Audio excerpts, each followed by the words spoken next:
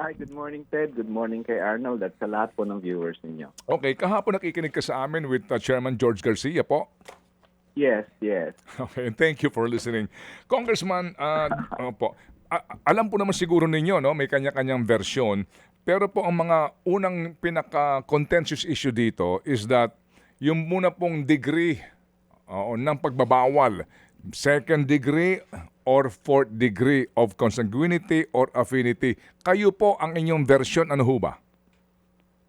Well, second degree ang napasa noon sa komite. Pero before that, Ted, una muna, ang dynasty affects two things, no, major things. Equal opportunity and level playing field sa political competition, sa election. Ang second, yung poverty incidents, and of course, corruption and so on. So dalawa yun. Kaya napaka-importante ng pagpasa nito to address that equal opportunity issue. Specifically, and of course, poverty. Kasi hindi naman ibig sabihin na pag nawala na ang dynasty, wala na yung poverty. Nandyan yan. Ini-exacerbate o pinapalala lang ng dynasty ang poverty. So, having said that, nang pumasa yan sa komite, ang main argument namin noon, at least ako, kasi marami yung marami yung mga gusto nilang i-debate. Kung ni-recognize naman natin na ganito ang impact niyan at masama yan, and of course, all bills in the House ngayon, and I'm sure sa Senado rin, sinasabi nila masama nga naman talaga. Inamin naman ng lahat ng author na congressman, dynasty man o hindi. Ang sinasabi ko noon sa komite I was the lead author then, affirmative action to ha. May impact talaga to sa equal opportunity sa mga fairness and i-level kasi natin ang playing field, social justice. So bibigyan natin those who are blessed in life, bibigyan natin ng more in law. Parang sa party list ba? Na hindi kayo pwedeng tumakbo sa 20% ha.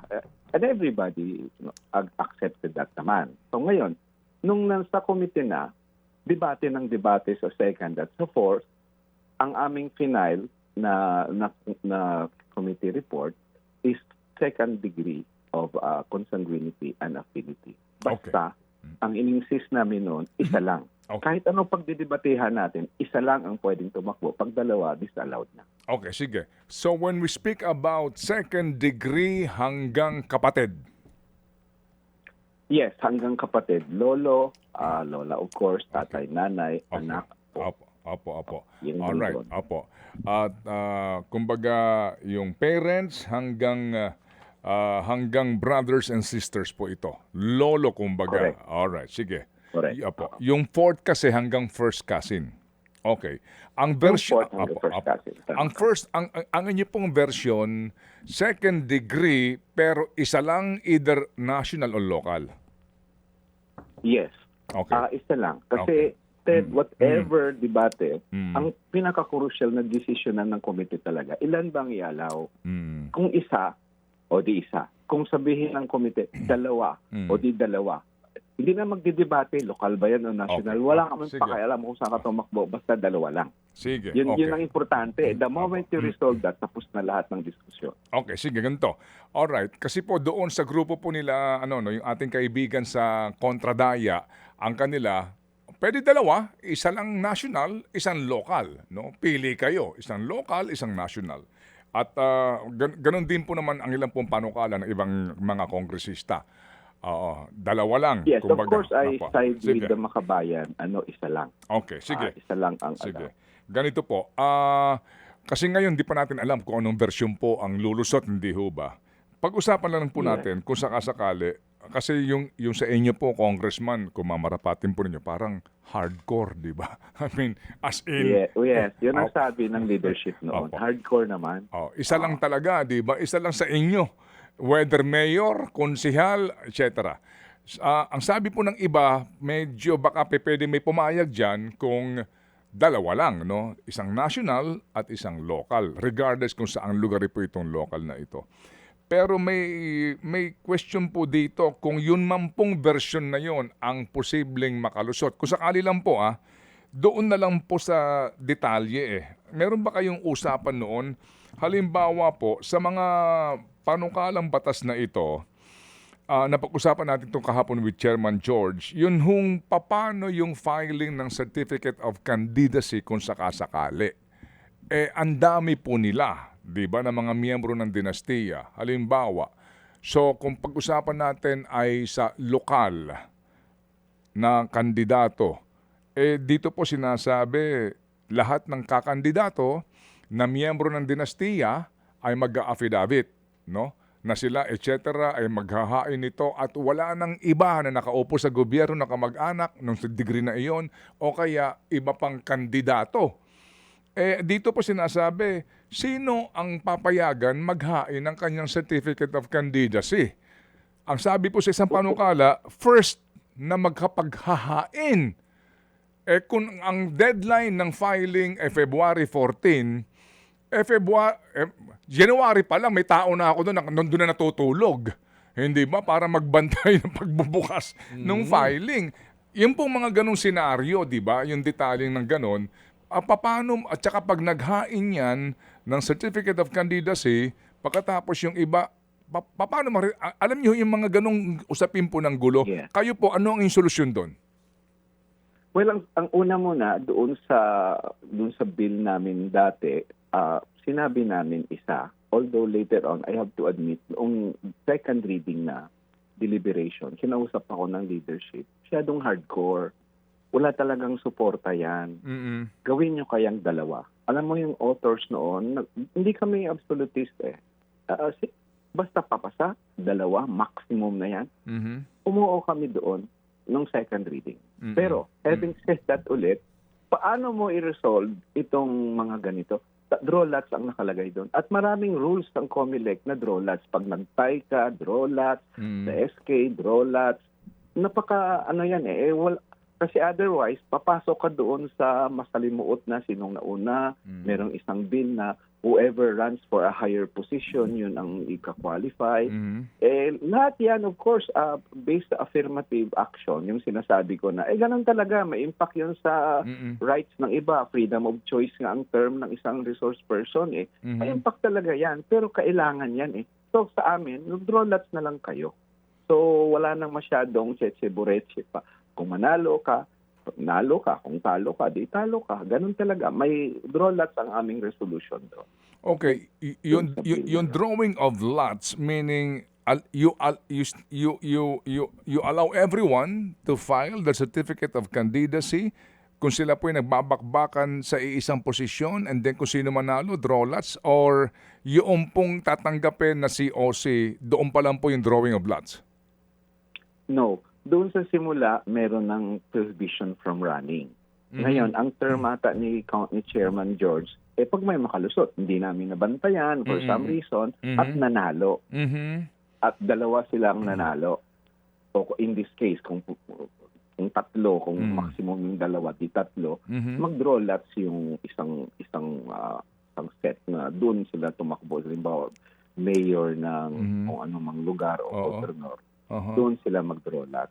Pero doon pa lang sa simula, i-screen na kasi bawal din silang tumakbo. Ngayon, may nag-file or something, pwede rin gamitin ang draw lots doon sa filing. Pero hindi ibig sabihin, walang prohibition sa batas ng running. Running and holding yung prohibition. At least sa bill na pumasa noon.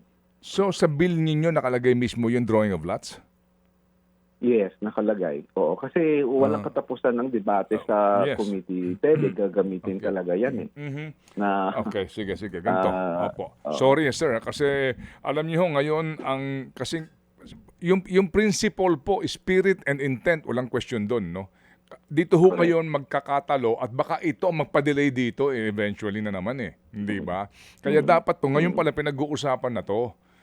Para ho, lahat ito ay magkaroon na po ng kaisipan and compromise. How do you address this problem?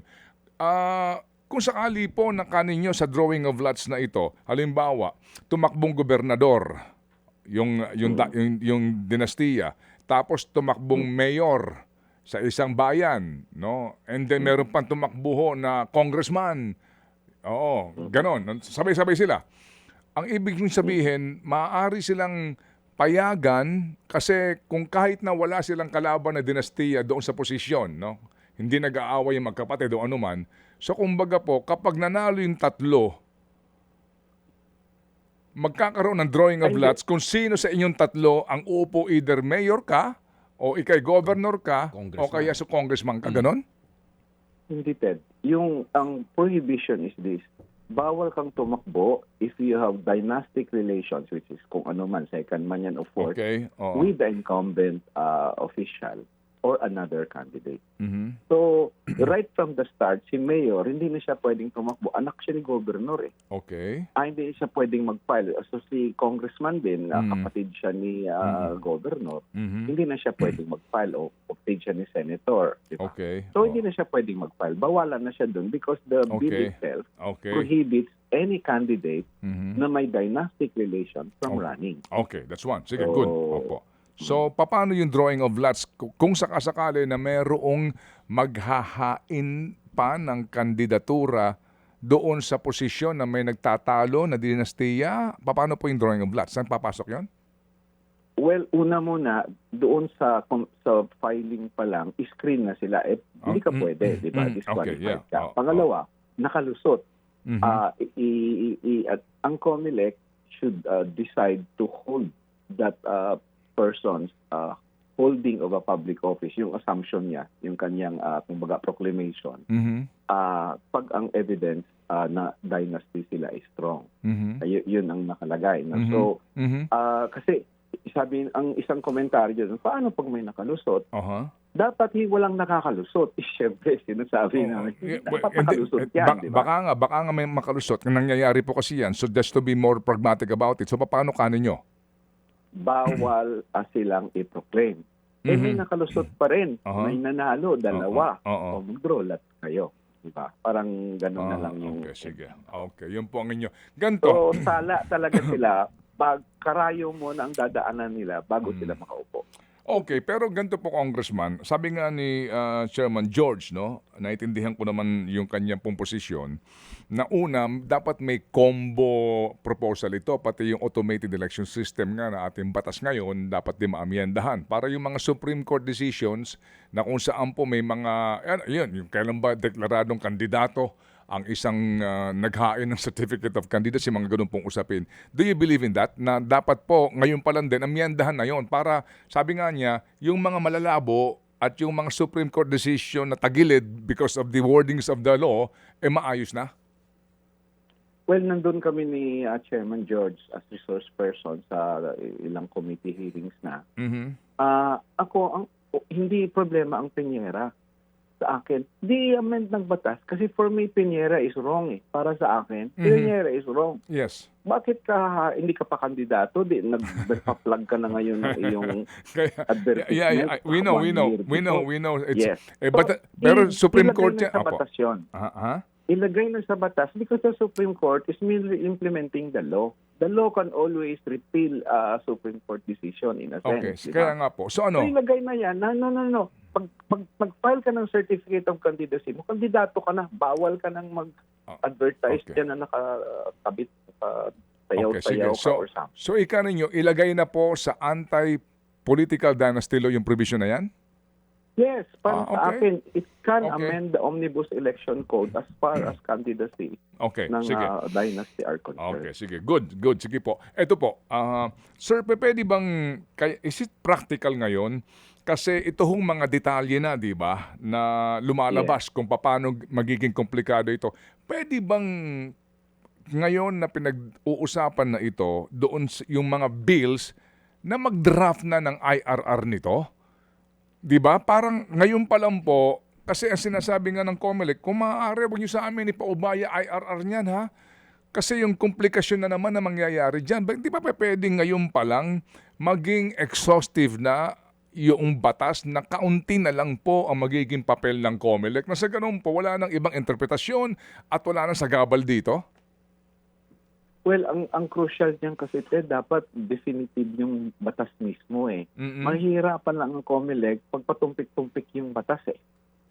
Dapat klaro na yan. Halimbawa, ang candidacy mo starts when you file the certificate of candidacy. Tapos, isa lang. O kung nangyari sa amin, nagdalawa. Dalawa lang. The moment na na-resolve nyo yan, yung mga different jurisdiction, yung sa syudad ka, sa national, tapos na lahat yon. Basta dalawa, bahala na kayo kung saan kayo. Tapos klaro rin yon, di ba? So yun yung ano doon eh. So ang IRR, tingin ko napaka-detalye siya na baka hindi magawa ng Kongreso yung ganun eh. But Sandali lang. probably it can be entertained by the committee. I don't think hindi nila sorry Kong Neri, kasi anong hindi nila magagawa? Kadami ng kanilang staff, bawat isang congressman. Ang laki ng pera nila para sa kanilang mga consultants. Para kasi ito nga halimbawa dito, ha. Okay, oo. Ito nga ang isang komplikasyon nga dito, hindi ba? In the case of candidates who are not holding any public office but are within the fourth degree of consanguinity or affinity, but their election will result in a political dynasty relationship, the same is likewise prohibited, provided, however, that the bona fide certificate of candidacy that was first filed will be recognized. Ito na lang eh.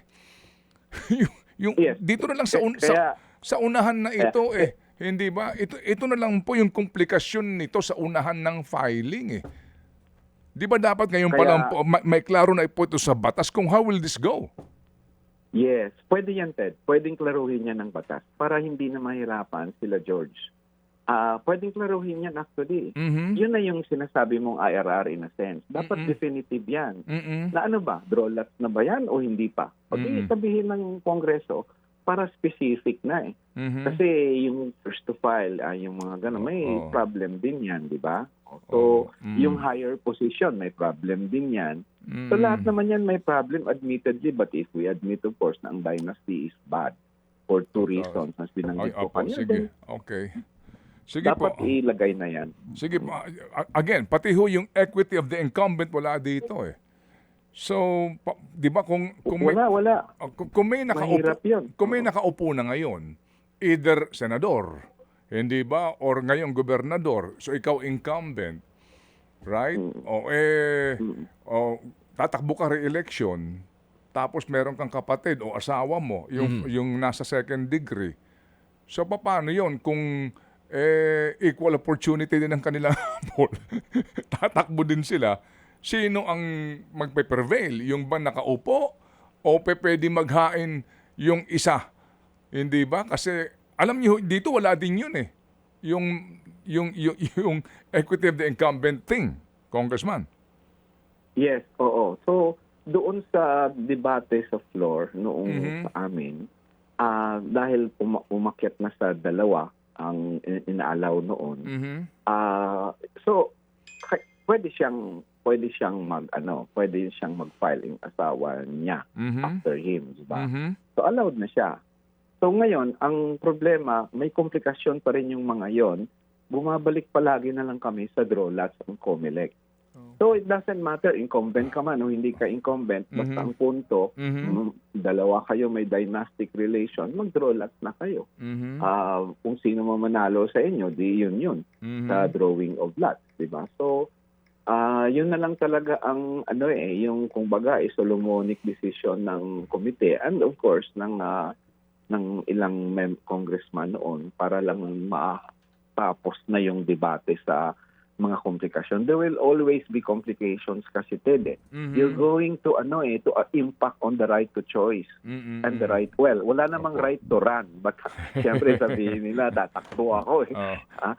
Decision na kasi ang Korte Suprema dyan that there's no right to run really as a property na parang your proprietary right yan. Sige. So, yeah. Okay. Tanggapin na lang nila na it's affirmative action is for social justice. May mababawasan talaga dito yung choice mo. May impact yan sa rights. After all, nakalagay sa local government code. Yung women, yung women, yung worker, mayroon silang reserve seat sa sangguniang panglalawigan o does it impact on choice? Of course, yes. Ni-reserve mo yan sa babae Ni-reserve mo yan sa worker O 1% ng government dapat PWD. Does it impact Okay. on equal access to public service? Of course, yes. Ni-reserve mo sa PWD ang 1% ng government positions. O di, ganun talaga yun. You have to admit, may mga batas tayong gumanyan. And of course, SK at BARM, no, nakalagay, does it impact on choice? Na hindi mo maboto yung kabataan na gusto mo o yung BARM official Opo. na gusto mo? Yes, of course. But kailangan gawin yun. Ngayon, the moment we agree on that, then acceptable na yung sige na, hindi ka makatakbo ngayon. Hindi ganun talaga. Try next time, di ba? Opo. Yun na lang talaga, Ted. Ang Yeah, solusyon. but that is ideal in an honest society. Opo. Correct yan, Ted. Oo. Sige. Gusto ko lang ilinaw, Ted. Hindi ibig sabihin na ang reason nandyan ng okay. equal opportunity ay dynasty. So, Opo. ang election reform is still Oo. important and many Opo. other systemic changes. Oo. Ito ho yung ideal sa sosyedad na may delikadesa ang mga tao. Okay, sige. So, Kong Neri, muli kami makikipag-ugnayan kasi ngayon pa lang ito pinag-uusapan, nagkakaroon ng consultation, kaya po importante po na maghayag tayo ng mga opinion at kuro-kuro at suggestion para nga po maipasa na itong importanteng batas. Mabuhay ka, Kong Neri. Salamat po. Maraming salamat, Ted. Thank you. Mga kapatid, brothers and sisters, saan ka pa? Dito na tayo sa totoo. Dito na tayo sa True FM. Mga kapatid, mag-subscribe and follow po kayo sa social media accounts ng True Network PH. Yan po kami, hanapin nyo lang True Network PH, Facebook, Instagram, YouTube, TikTok, and podcast.